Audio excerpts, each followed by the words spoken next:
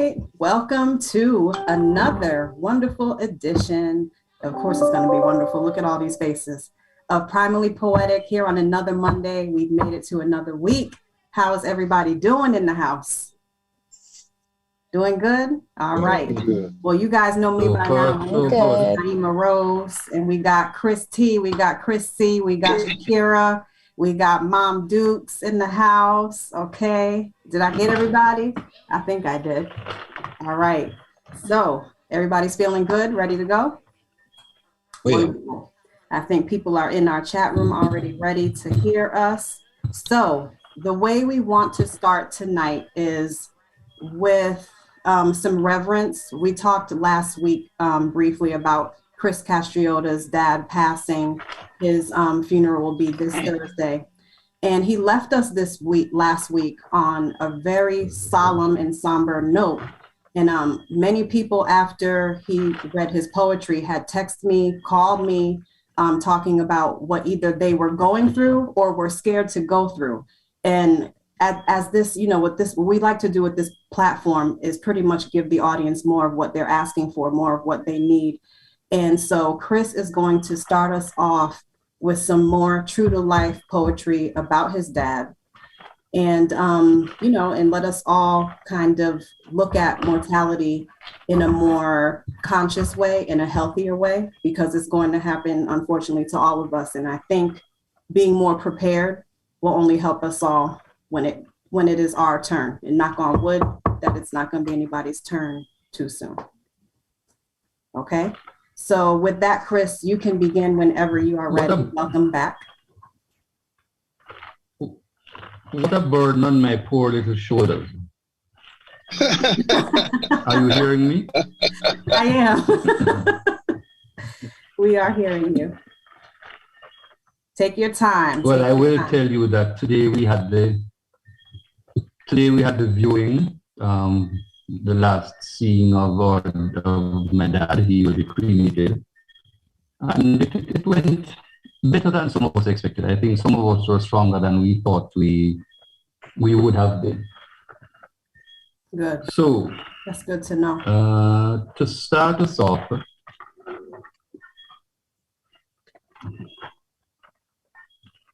I'm going to read. This poem is called "Dead is Dead."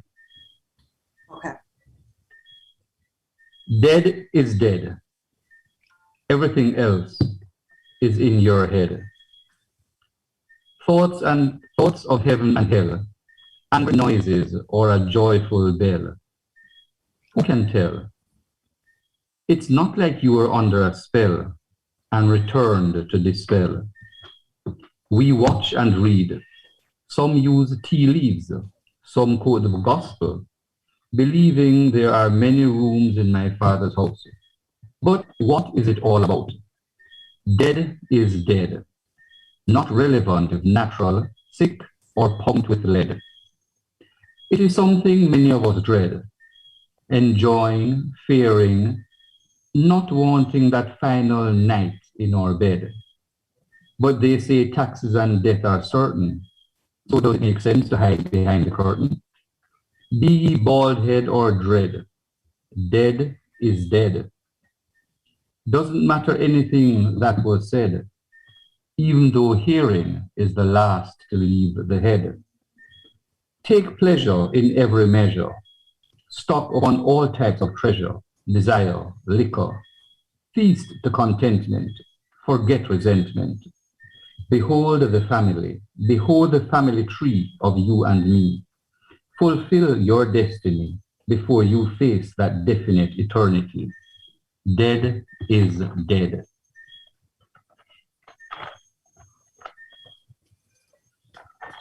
Wow. Very finite. The title is kind of jarring to me. And then when you start reading it, to me, it's like the way the title made me feel went away, because I'm just eager to know how to navigate that time when it comes. And again, there's always a lesson that comes along with your poetry. And so the lesson was there. And it kind of just puts us all in the same playing field, all on the same level. And I like that. Yeah. We're all headed in that direction. Mm-hmm. I mean, I'd like to reiterate what Naima said about there's always a lesson. One of the things that I wrote down was, forget resentment, because sometimes we hold on to certain things and we're mad for whatever reason. And it never matters after they're gone. Like, yes. Why was I even mad? Why, you know what I mean? So definitely, those didactic moments that you have, Chris, are very, very poignant. Yes. Yeah. Death is not a respecter of persons. That kind of, so I think it's important for us to do what Naima and Shakira and what you have said, make sure we're spending that time with our loved ones and it's not, in resentment or keeping yourself away from someone you love. There's some strife in my family between my siblings and my mother. And I'm like, I gotta tell one of my sisters that you're gonna be sorry. You're gonna be sorry because this is something you can correct and fix now. But you don't want to wait until you don't have that. But anyway, so yeah, it just struck a chord with me, Chris, this weekend and last week when you start thinking about your own mortality and then the mortality of the people you love. Yes. Absolutely. Mm-hmm. Powerful. Yes, indeed. Nothing in the chat yet. I will check back. I'm sure everybody is taking it in for what it means to them. Mm-hmm. So you can read your next one when you're ready. Thank you. Okay. This one is untitled. Okay. A flower grows. It blossoms and blooms, provides beauty, seeks to get attention before ending its lifespan. It is the same with man, just that his is usually a little longer plan. Flower or fellow, we are just here until tomorrow, with some days being glorious and others filled with sorrow. Tomorrow we will wilt, hopefully having lived a life to the hilt.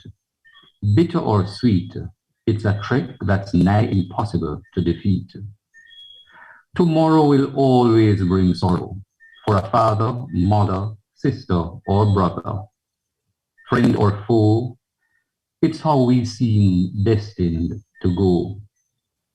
And since we do not know, enjoy life's flow until the morrow or other tomorrow takes us where we are to go.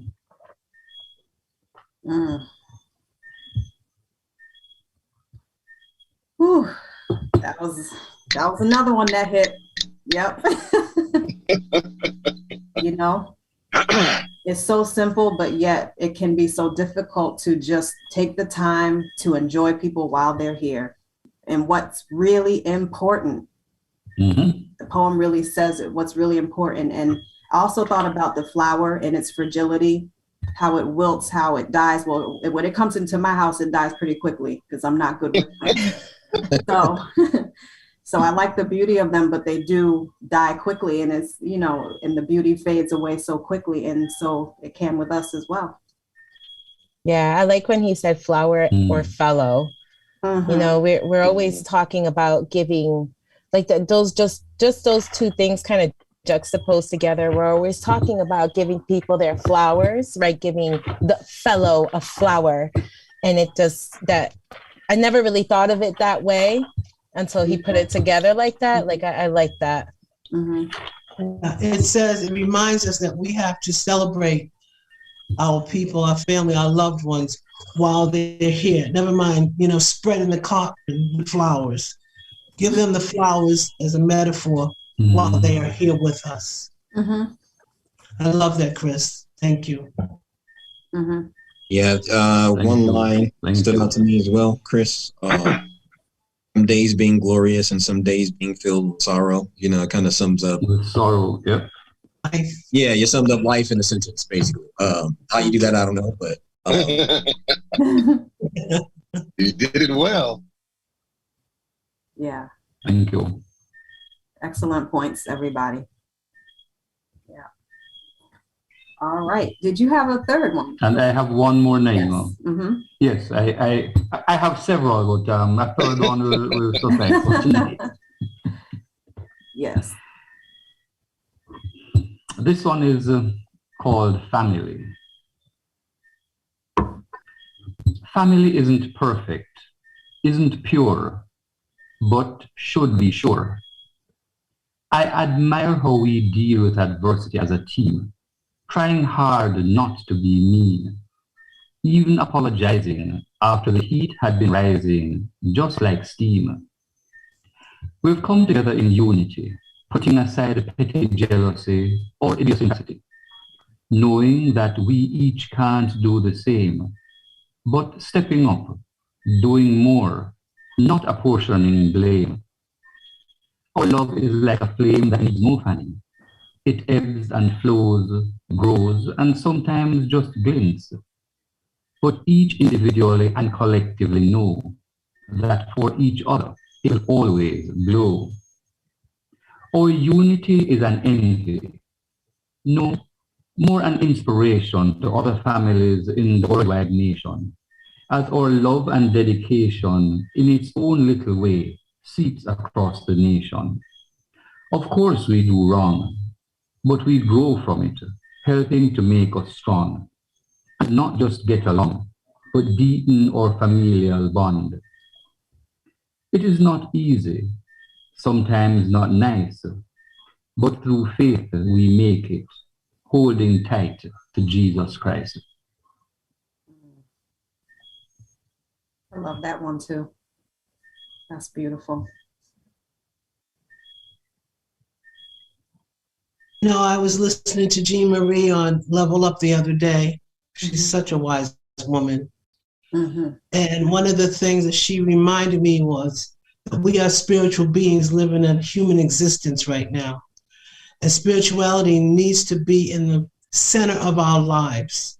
And we've gotten, I don't mean we here on this Zoom, but humanity has gotten so far away from that.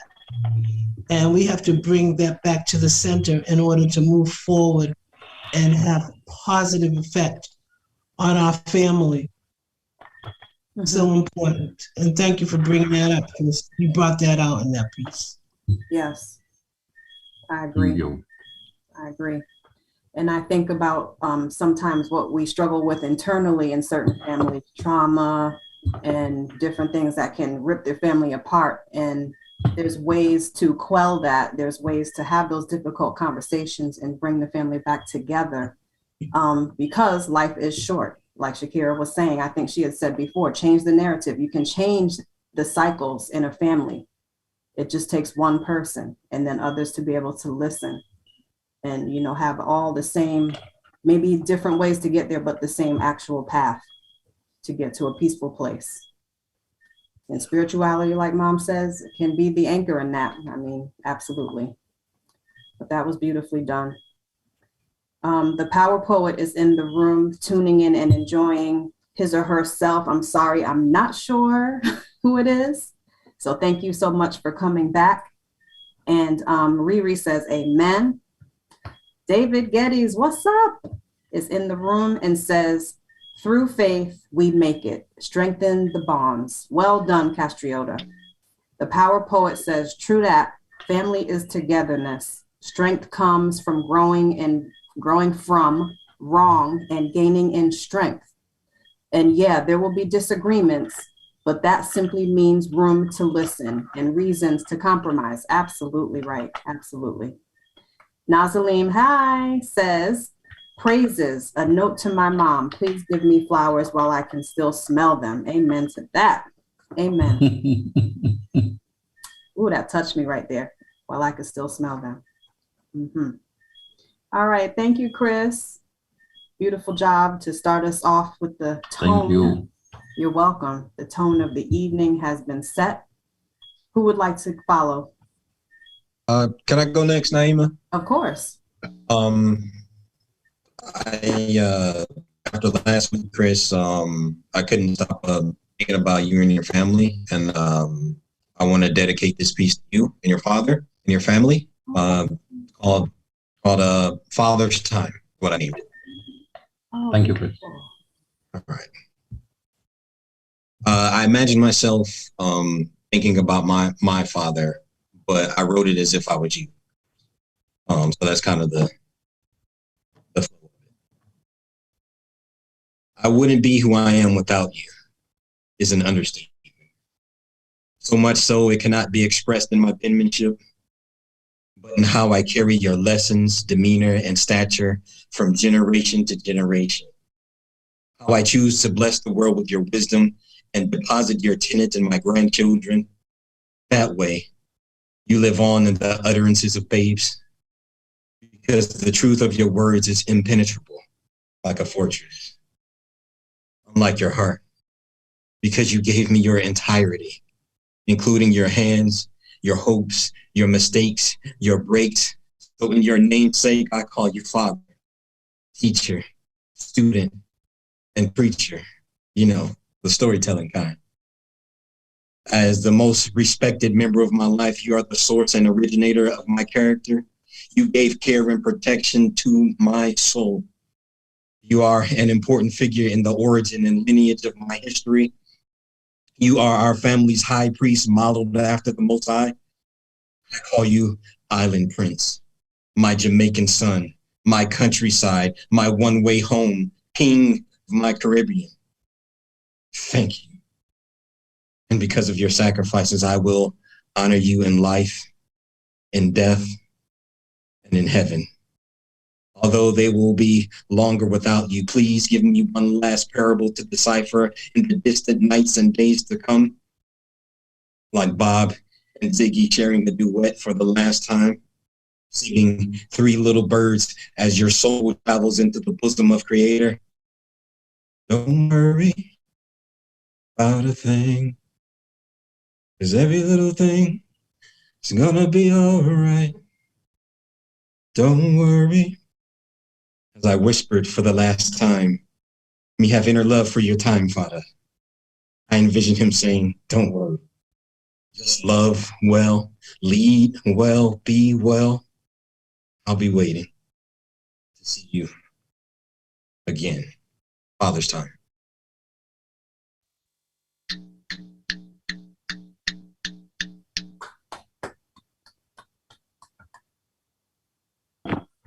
That was very, very, very lovely, Chris. Thank you so much. And it resonates very deeply with me.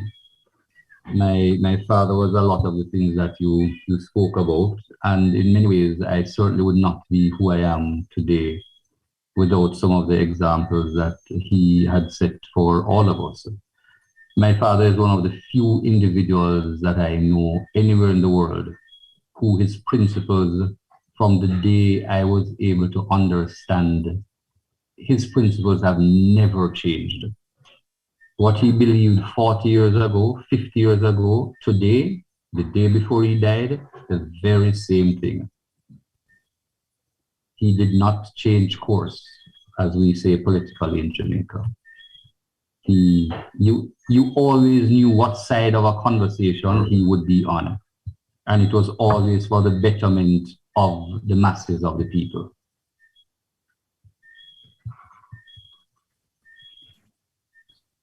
And it made me think about my dad. My dad's still around. Just everything that he's given me, and not even physical things. It's more the things that sometimes we're able to measure and sometimes not. But it made me think about all that stuff, the things that I do like my father. I'm able to be handy around the house and do certain things that I watched him do, and his demeanor, and my dad taught me that my dad is strong in stature, but he's not a loud man. You know what I mean? So he taught me about you can have strength and not be the loudest person in the room. You know what I mean? So it just made me think. I hope your family is able to just spend a lot of time with each other during this time. Revel in all the love that you Yeah, we're working on it. We're working on it. There's just smiles all around. The energy is full right now. Chris, thank you so much for sharing that piece of your heart with Chris, with all of us. You're just a beautiful soul. And I just appreciate you being able to do that, to write from his perspective so beautifully. What a thoughtful thing to do and executed like perfectly. Just On amazing. point. Yes. Yeah, one of the things that I liked the most about the poem was it wasn't the last line, but it was almost close to the last line where you said, "I'll be waiting." Mhm. And it wasn't like scary. It was almost like, okay, like Yeah. I'm coming. Not right now, but I'm coming. And I know that when Mhm. I get there, I am going to be welcomed with open arms and an open Mhm. heart. So Mhm. that's the piece that really, gave me a butterfly. Yeah, I that's agree. right. I mean, what she said right there, you instilled hope in people who are fearful. That's a powerful thing. You may have changed perspectives tonight.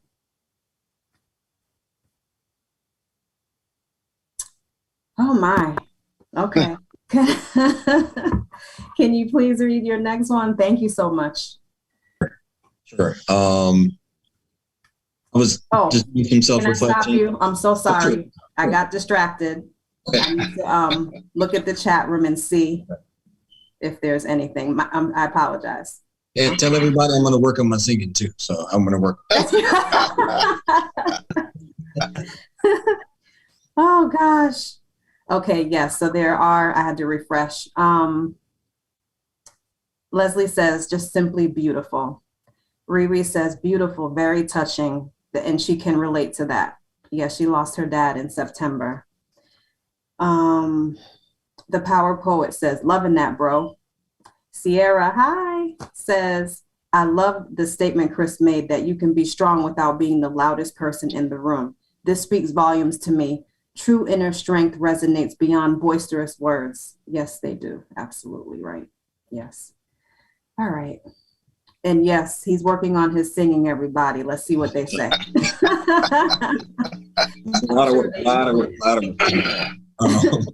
You could sing like a frog and they would have loved it. Right. For sure. Okay, you can start your next one. Thank you. Okay. Just doing some self-reflection. I wrote this speech a little while ago. It's called Miscommunication. I didn't exactly strengthen her confidence that I would be there with my self-pity. Even though we only had one discussion on the subject, all that talk about it's a woman's body and her decision. But contrary to popular opinion, I didn't make it my business to soothe her about us. That doesn't mean I didn't feel it. I know she didn't lay down by herself, and last I checked, it takes two to make one child. And in that moment, I was as confused as you and didn't know what to do. Doesn't mean I wouldn't have come around later. And even if I didn't, it would have been difficult. But in her words, she didn't want to do it by herself. I couldn't blame her. See what happens when two selfish people create a sequel, both succumbing to the idea of difficulty without having actually experienced it. We didn't love each other enough to accept the responsibility for what becomes of wanting hearts. Wasn't sure if it was because we reproduced out of dysfunction. I wish I was a different man then. And again, I don't know if her choice would have changed, but in my heart, I'm almost sure it would have. If I mentioned more than my apprehension. More than anything, I would want her to know that my ineptitude was not an indication of her worth. I still think about the what if, the life lost, and what my child would have been. The regrets of a younger man, the better yet to understand, the better guess what I'm thinking is like contraband, like an errand ran in a shorter span. If only I would have taken my time with her. It should have never been that way. I mean, when we met, I was an unfinished version of my statuette, and at best, I was an immature rendition of my future regrets. That didn't mean I adored her any less. Fate found me at a time when I needed someone to earn my affection, and She did that, put the lid back on the interest of the walls around my heart, but I skid back as I knew I couldn't give her what I wanted so desperately. Because I remained under the valley of the shadows of a broken heart, and it crippled my ability to cherish her. I didn't know it then, but I could only give her the love of an invalid. The aftermath, she pretended not to be hurt. I just hope her womb and heart are mended instantaneously in preparation for her second chance to be extended to the point where her value for motherhood and life converge. However long that takes. But I hope it's tomorrow. In retrospect, the distance was a factor. Like a track putting us together and apart. My insecurities in being able to provide for a child and a family, let alone for myself, was a matter of fact. The disproportionate weight of the world pulled me backwards as my back asked for contractions to aid in the burden of birthing black bastards like bad actors trying to love after the damage moved us from compassion to disaster. I received the maximum penalty, lifetime of regret for being an accessory during and after miscommunication. I'm sorry, Chris, would you mind reading that last line again? What happened with the last miscommunication right before that? The disproportionate weight of the world. Yes, I didn't hear that. Okay. Did you hear in retrospect, the distance was a factor?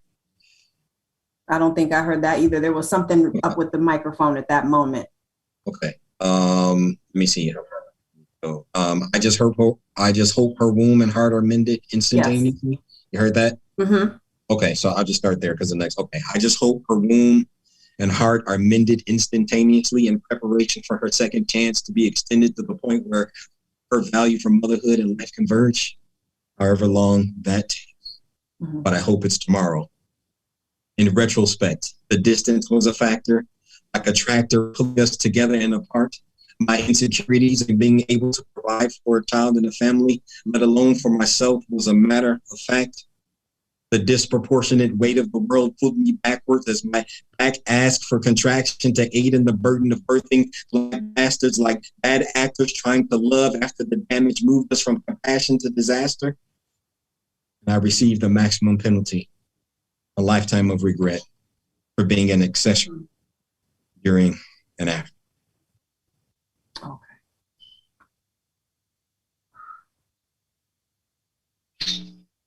Once again, Chris, you have spoken for so many people, so many men who have that same regret, so many men who didn't have a voice in that decision that, the outcome that lasts a lifetime, your lifetime. And I hope that that spurs other men to express those same feelings to women who absolutely need to hear them, no matter how long it's taken.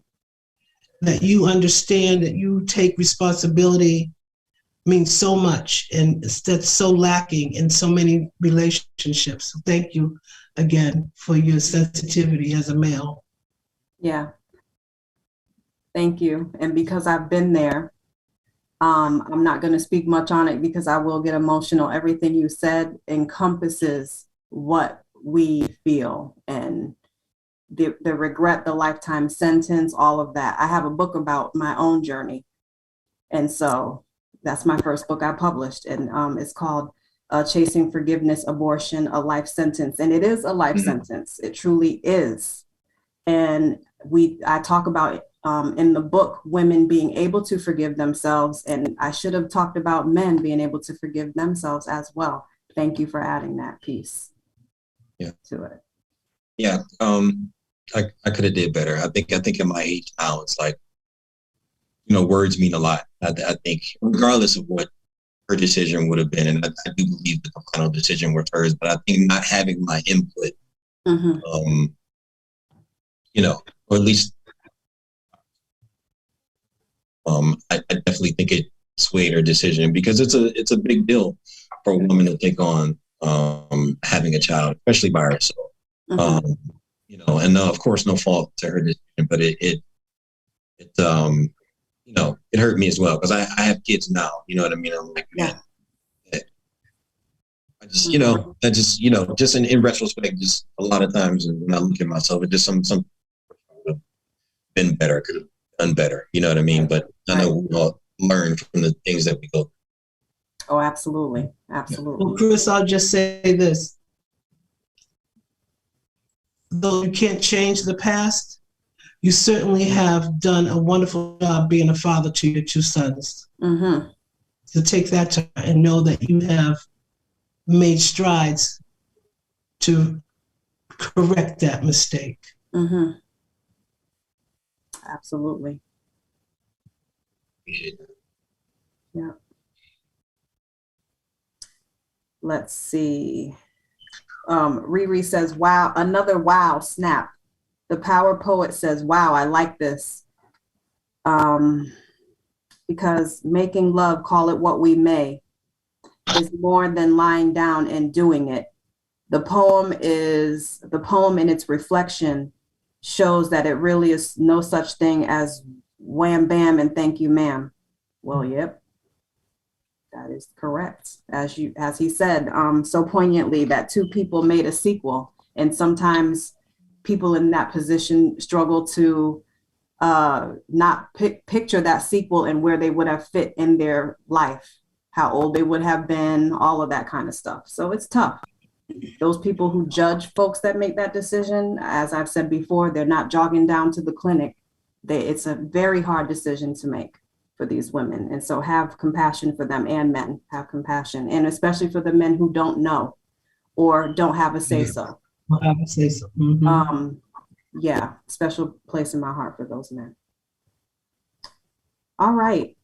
Thank you again, Chris, for sharing. Thank you so much. You're welcome. Appreciate it. Who would like to go next? Mom, Shakira? I'll go next. Okay. So I could have read what I wrote about my father, but it would have taken way too long because it was an essay as opposed to a poem.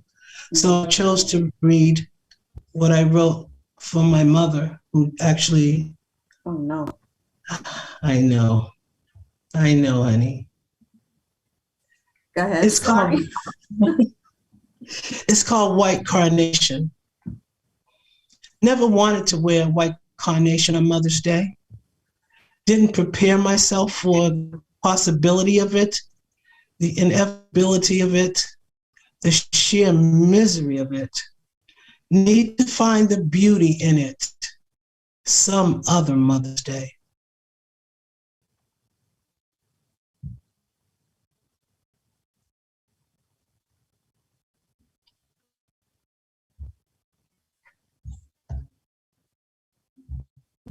Is that it, Mommy? That is it. Oh, okay. Can you read it one more time? Sure. Thank you.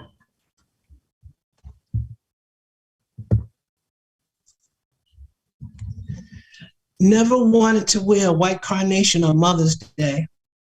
Didn't prepare myself for the possibility of it, the inevitability of it, the sheer misery of it. Need to find the beauty in it some other Mother's Day. That was written the first Mother's Day after my mother's death. And I don't know if all of you are have the same tradition, but in my family, on Mother's Day, you wear a red carnation if your if your mother is still alive, and a white one if they've passed. And so that day came, and we were handed white carnations, and it was just horrible. Never experienced, expected really. It's inevitable, but you can't grasp it. You cannot grasp the misery of it until it actually happens. That is horrible. The carnations. Yes, you need to change that narrative, please. It's part of the Catholic Church. It's a Catholic. Oh, God. Yeah. And since I've been excommunicated. Forgive my naivete then. I'm so sorry. No, you're good. Listen to her answer. Since I've been excommunicated, I have changed that. Okay, thank you. Well, Yeah. Ooh, those are things in the Catholic Church that I do not agree with nor partake of. my Thank you. God. Exactly. I stand with that. Yeah. That's mind blowing. Yeah. Mom, that was beautiful. I think I was bracing myself so much that I couldn't hear it at first, and then it was over with. Like, wait a minute. That was Yeah, beautiful. I have yet to experience that. My mom was still on this side, but it was a very powerful piece for such a short poem. It packed a lot in a little. Mm-hmm. Very powerful piece.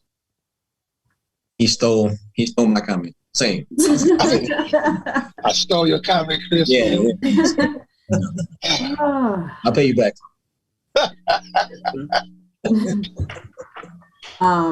Nazalim says, through the looking glass. That was actually after Chris's last poem. It had come in right after it.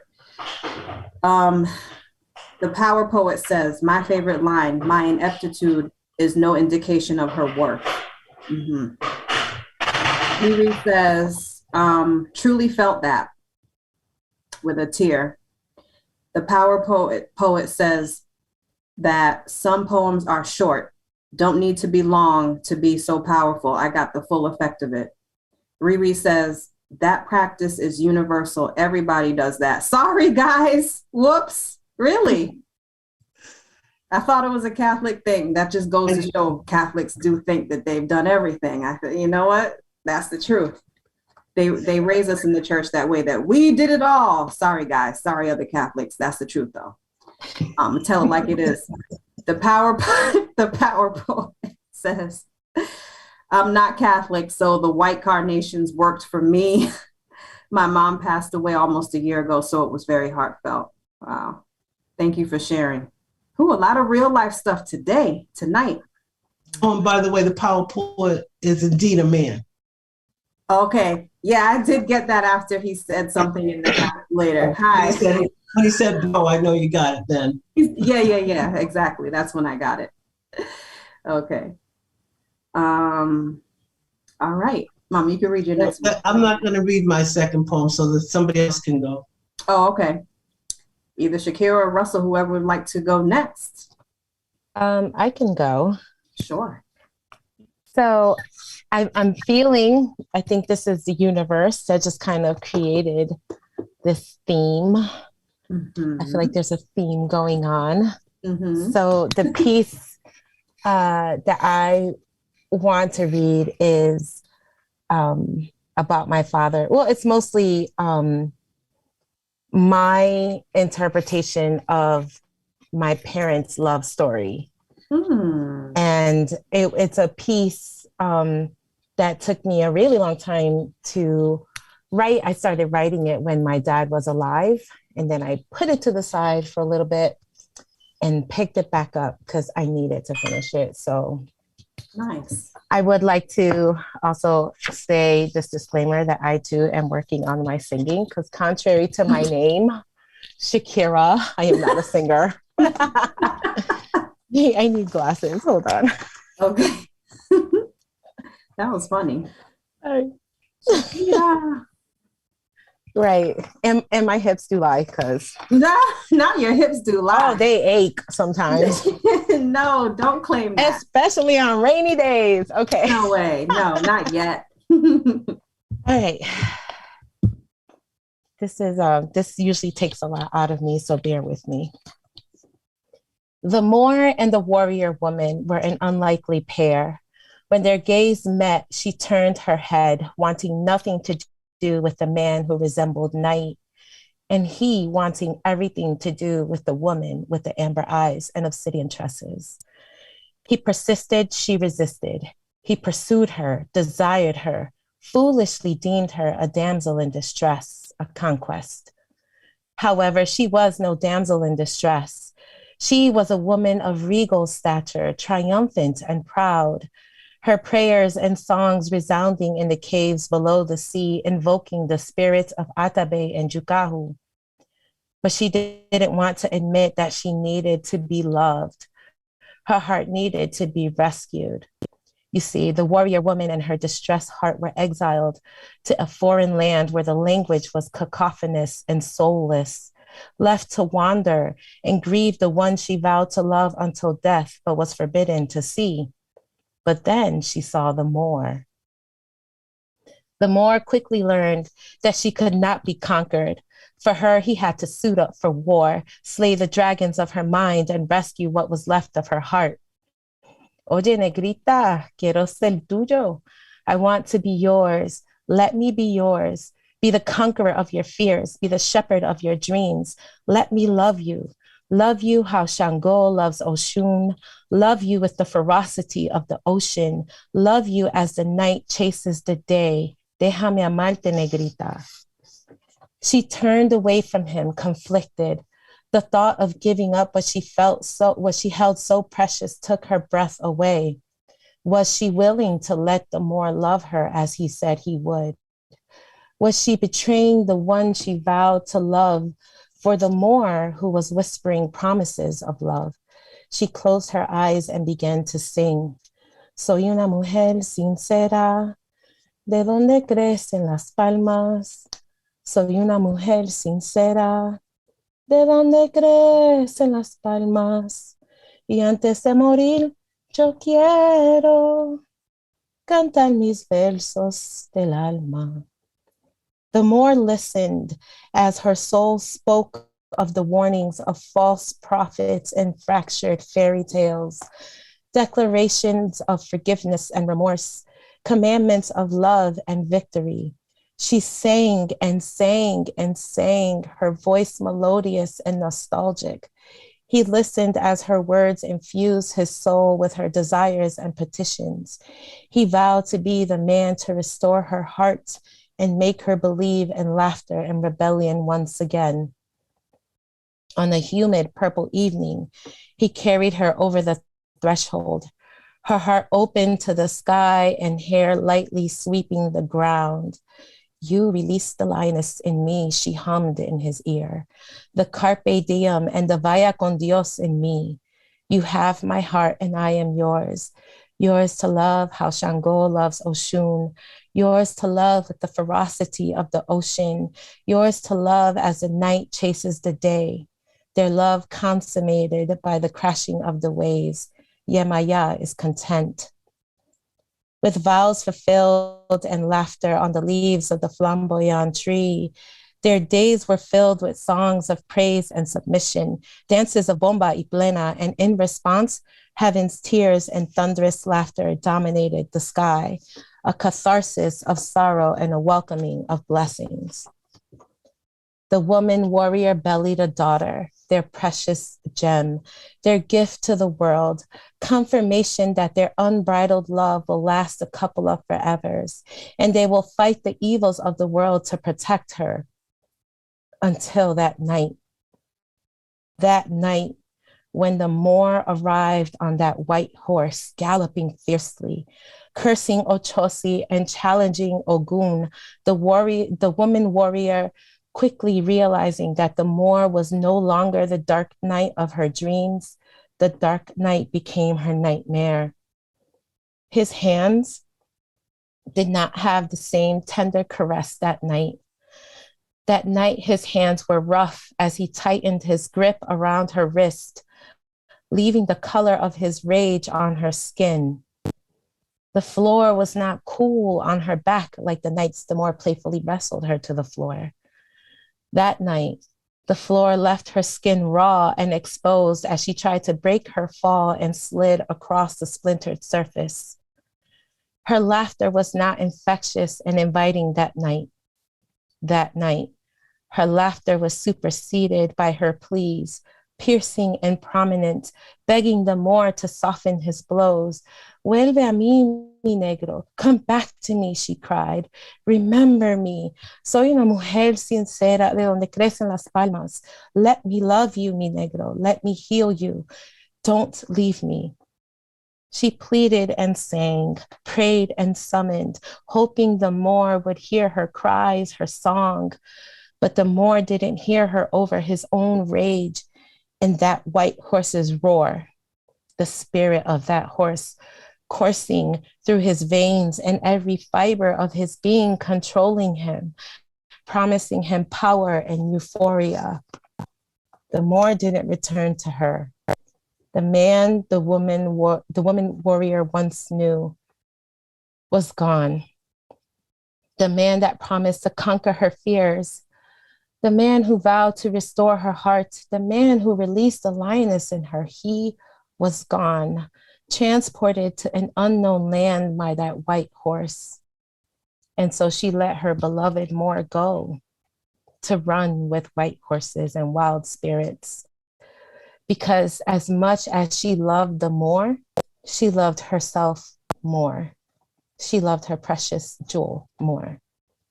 And as she watched him ride away, she swore to love him forever. She relived that humid purple evening when their lives became one. She remembered the laughter, songs, and dances, Yemaya fervently whispering petitions of healing and freedom. And many sunsets later, the Moor appeared before the woman warrior.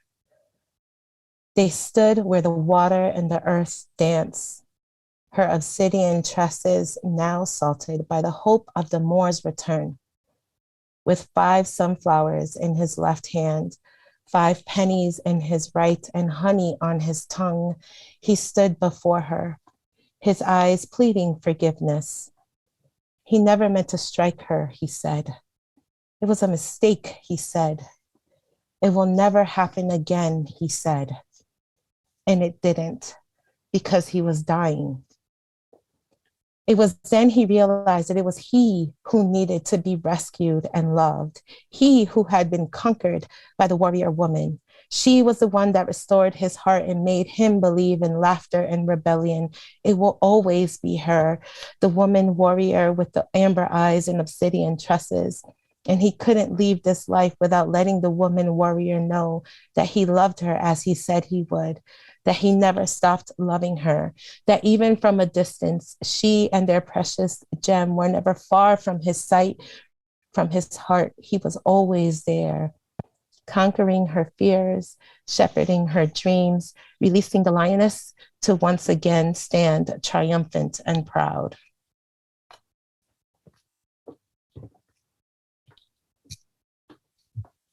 I feel like she was a lioness throughout. Throughout. Good job being able to get through that. I could tell that it was hard. So good job. That was amazing. Thank you. It was like Caribbean Shakespeare. It I was a love very, that. very beautiful poem. Very beautiful. Thank you. Took us through some very interesting peaks and valleys.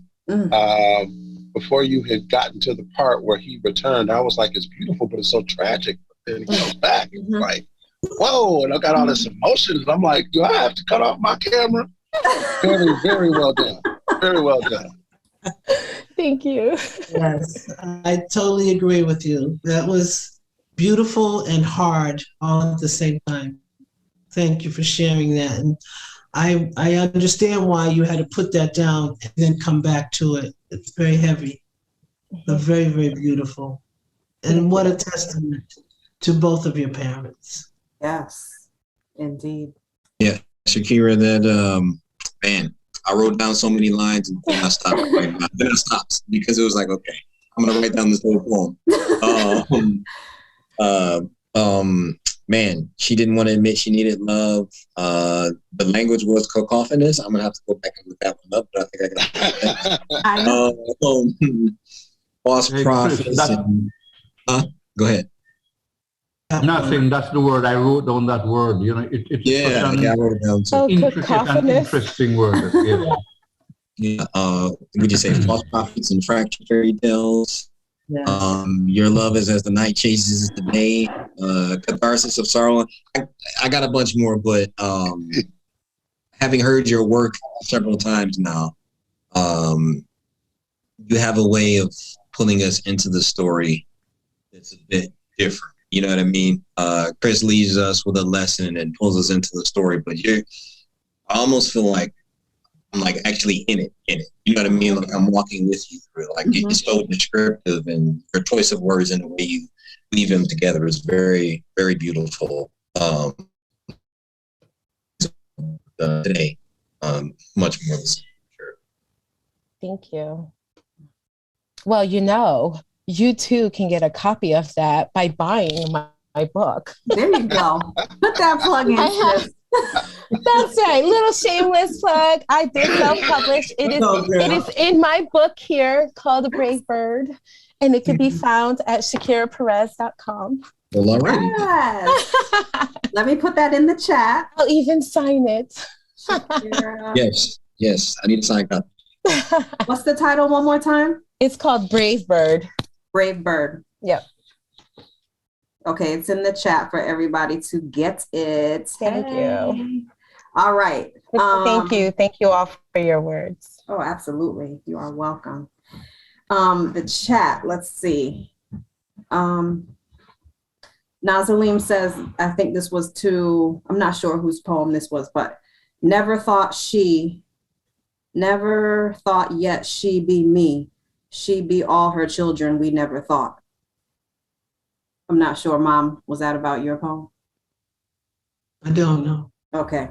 Naz, can you tell me whose poem that was referring to? DJ Gaddafi says, loved the interpolation of songs into the poem, especially Guantanamera, a true love, a real love story. Absolutely. The Power Poet says, a beautiful love story.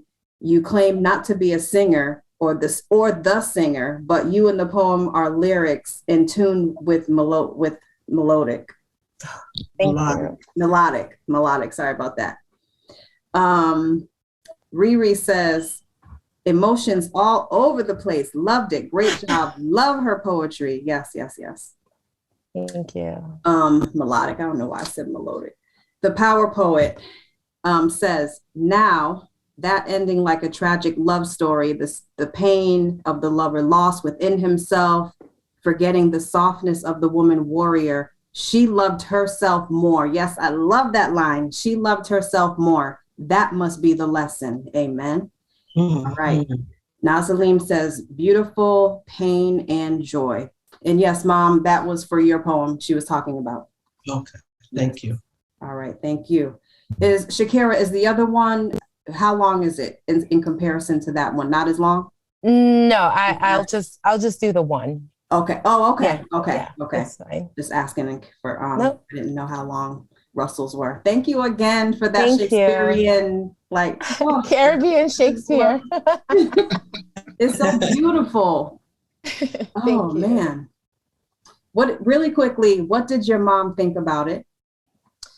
I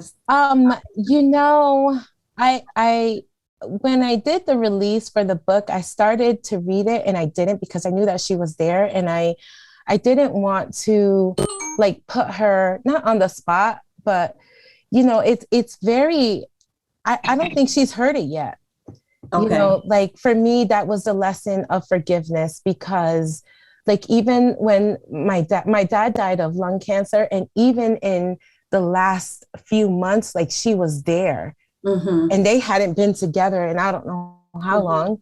Mm-hmm. And she cooked for him. She took care of him. And it's mm-hmm. just man, that's I can't even know how to forgive like that. I'm still right. Right. a plague on both your houses kind of thing to the people who stole my candy. And she just yeah. So beautiful spirit. Just, she was compelled to give. And mm-hmm. Sometimes it happens that way. I've heard other things. Mom, yeah, she's told me stories about that kind of stuff happening. Mm-hmm. All right. Sorry, Russell. I'm all into your time being nosy. Sorry, Russell. Not a problem. It's very, it was very enlightening. So that's not a problem. It's cool. Yes. But I'm definitely going to take a different turn here. So prepare yourselves as I share the poem entitled Either Or. All right. Either Or. Now, listen, I was given this prerequisite to be real with my words for your benefit. Thus, I am bound to vocalize in ways that are seen as legitimate in the eyes of the one who is my advocate. So either I'm the weapon used to wound your spirit, or I will be a God-sent tourniquet, and how you respond will determine it. So this is how I was told to set the stage. Either trust that Christ died for your sin, or you can try to handle God's rage. Either deal with God saying that you win, or you can try to stay cool in flames that don't age. Either you can try to ignore the evil that you nurture and let in, or you can reject the flesh and accept what's seen on each biblical page. Either recognize your sin nature and against it commit rebellion, or remain willingly ignorant toward God and stay locked in your cage. What are you waiting for? Take this time to choose your fate. Live right and be with God in heaven, or live as you please and be Satan's roommate. What are you waiting for? The chance to make the same mistakes as before? So you can fill your life with misery like it's a hobby? Why not look to the one who died at Calvary? What are you waiting for? Serve God, or that which he will abhor, the divine one. Sinful rebellion, it's either or. Either be one who is filled with vanity and pride, or you can be humble before God and live with your face on the floor. Either allow God to be he from whom you attempt to hide, or he can become the very promise that you wait for. Either be unfit to remain at Christ's side, or be eternally connected to he who is the door. Either be a part of that group destined to be Christ's bride, or allow sin to remain your pimp, which just makes you its whore. What are you waiting for? Take this time to choose your fate. Live right and be with God in heaven, or live as you please and be Satan's roommates. What are you waiting for? The chance to make the same mistakes as before? Oh, so you can fill your life with misery like it's a hobby? Why not look to the one who died at Calvary? What are you waiting for? Serve that which he will abhor, the divine one. Sinful rebellion, it's either or. Either trust the eternal word of God or yours, but only know that his has any real weight. Either rely on his power to traverse life's corridors, or your own to keep those crooked roads straight. Either have hope in whatever a flawed created thing adores, or let the Lord be he on whom you wait. Either place value in the things a person physically stores, or make important each concept that the Bible will postulate. What are you waiting for? Take this time to choose your fate. Live right and be with God in heaven, or you can live as you please and be Satan's roommate. What are you waiting for? The chance to make the same mistakes as before? So you can fill your life with misery like it's a hobby? Why not look to the one who died at Calvary? What are you waiting for? Serve God, or that which he will abhor, the divine one. Sinful rebellion, it's either or. Ooh, I like the powerful way you ended that. My word, I'm scared. I wanted both, but now I gotta choose. Now I'm playing. You will not be Satan's roommate. I'm telling you that, right? No, I don't want to be Satan's roommate. You don't want that. You don't want do that. I don't want to be his roommate. That was powerful. I'm gonna be honest. It reminded me of being in, well, not the whole thing, but the premise of it reminded me of being back in Catholic school, where they would, threaten us. Now, I'm not saying that you were threatening, but it did bring me back to the nature of, God is going to get you if you don't do this and don't do that and live righteously. It took me back there because it was very powerful. And you were talking about, who were you talking to? Someone in your mind specifically, or the world? The world in general. And the premise is not so much, "Oh, you're going to go to hell." The premise is that there are choices that we make. Mm-hmm. And God sets before us such a choice. And the answer is not to be something that you just say with your words, mm-hmm. but it is something that's a choice that you make with your lifestyle. Mm-hmm. And that's the answer he's looking for. And that's the choice he's looking for. And we will make said choice. Yes. Well, like we said last week, that was a sermon. Well spoken, and I love the repetition because every time you said those words over again, it just resonated even more than the previous time. And when you put that all together, it was a sermon, one that should be heard every Sunday because Lord knows we need it. The world, I'm glad you said it was for the world because the world needs to hear those words. Mm-hmm. Yeah, it's very definitive, like in terms of it's either or, right? So many people teeter in that on that line, and they're like, I'm gonna sin Monday through Saturday and go repent on Sunday, and it's like, no, you can't do that. Like, you just pick your team, and it's like, oh, but you can very much do that. You can do that. The Bible says you can do that. You can do that. He yes. says, "I want you cold or hot, lukewarm. I'm going to choose for you and vomit you out of my mouth." I know, but what if he don't choose what you want? Either or, man. It's either or. Yeah. So it's a fun reminder. Not fun, but it's a good reminder. It's a good reminder of like, let me act right. That's what I was thinking. Let me act right. Mm-hmm. I felt like, ooh, it makes you really become accountable and aware of stuff. Like, oh wow, he's really watching. Yeah, the one line that stood out that kind of brought it it made me think about it differently. You said, allow sin to be your pimp. Basically, like, allow it to use you. You know what I mean? Like, you put it in a different,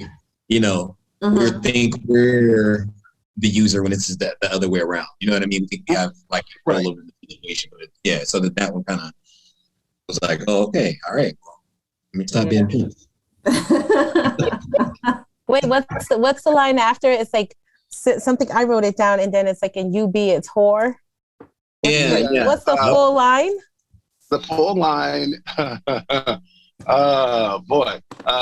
the full line, that was two. Sin to remain your pimp, and you it's either whore. Either be a part of that group destined to be Christ's bride, or you can allow sin to remain your pimp, which just makes you its whore. Which makes you its whore. Yikes. Ooh. I know. And it's something that makes you really look inside, inward, introspective. Thank you for that. And the passion with how you read, again, I love it. Let's go to the chat. We're a little bit power of freedom of choice. I'm sorry? Freedom of choice. The power of freedom of choice. Absolutely. Yes, sir. Absolutely.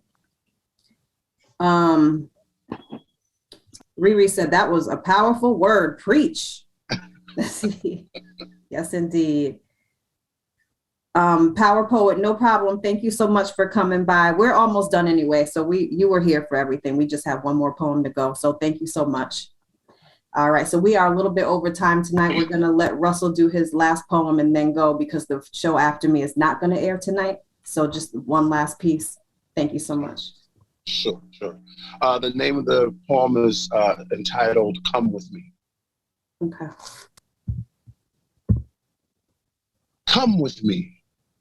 I wish to take you on a special journey. Before time ever existed, I chose you for company. Come with me and behold Calvary. Look at Jesus's broken body. Note the weeping of John and Mary. Oh, okay, come with me. Let's move on today. Number 3, much to the chagrin of your adversary, you know that the tomb is empty. Come with me. Cheer and applaud the intensity of my love for humanity. Come with me. Marvel at my ability to see you sin and yet hand you mercy.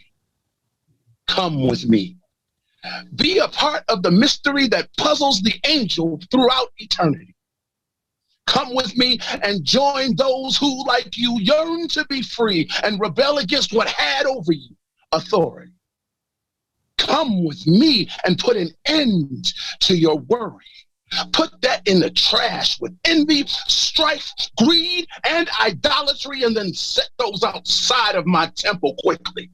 Come with me, but leave the desire for cashing checks and the longing for non-marital sex. I mean, separate yourself from what sin expects. Come with me, but move carefully, for you walk with God and I am holy. Come with me. I submit to you that I can help you get high without the illegal drug buy. Without the, woe is me jailbird cry. Without the fear that you may overdose and die. I mean, if you really want to escape, here's something to try. Put away the needle and the weed. Make God's word what you heed. Salvation, that drug upon which you should feed. But first you need to come. And in all sincerity, drop to that proverbial knee and simply acknowledge the reality of your true deity, also known as the Trinity, and of your depravity, and the true desire to destroy it completely, and the God of all comfort, sure, will beckon you to follow, but not blindly, for we have no need of robots, you see. But follow intently and intelligently and know that we love you dearly. Have you so quickly forgotten the scene at Calvary? Thus I, the Holy Spirit, say openly that I invite you to come with me.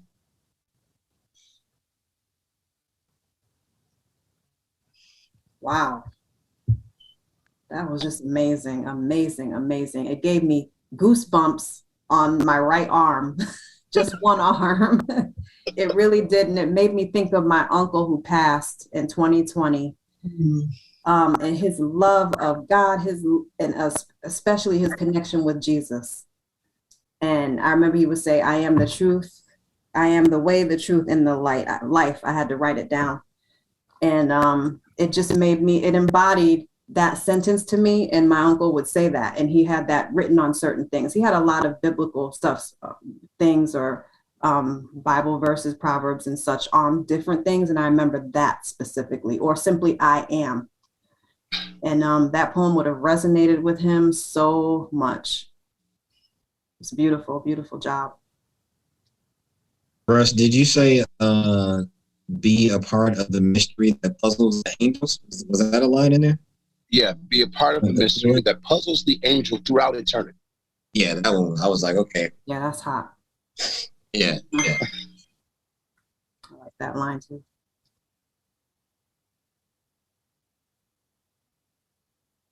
I'm just always so like captured by the delivery of it. Like, yeah. I don't know how Chris can write stuff down because I just put my pencil down. It's like, okay, just gonna listen. But there was this one line that you delivered that I like when you said it. It was, good thing I was muted because I was like, it gives you that stank face. Just I don't even know what it was because there were like two moments like that for me.